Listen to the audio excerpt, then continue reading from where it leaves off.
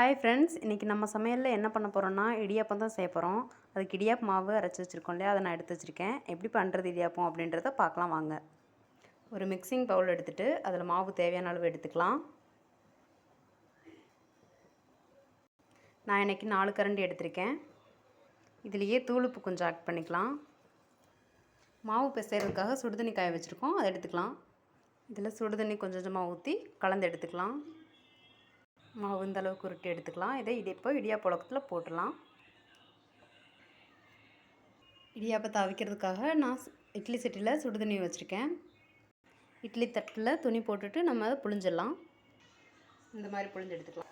இந்த அளவுக்கு பூ போல் புழிஞ்சு எடுத்துக்கலாம். இப்போ இதை இட்லி தட்டில் வச்சுட்டு வேக வச்சிடலாம்.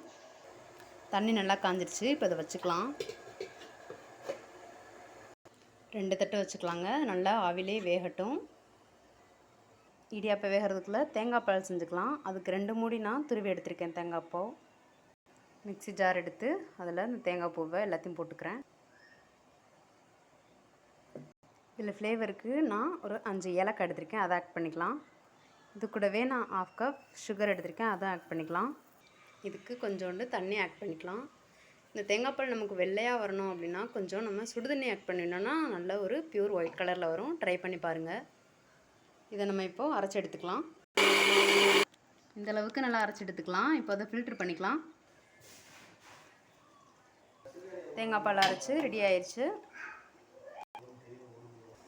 பார்த்திங்களா எவ்வளோ சூப்பராக இடியாப்பமும் நமக்கு தயாராகிடுச்சு.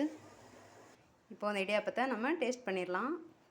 தேங்காய் பாலை நல்லா தளத்தலன்னு ஊற்றிட்டு இதே மாதிரி நீங்களும் செஞ்சு பார்த்துட்டு எப்படி வந்ததுன்னு சொல்லிட்டு கமெண்ட் பண்ணுங்கள்.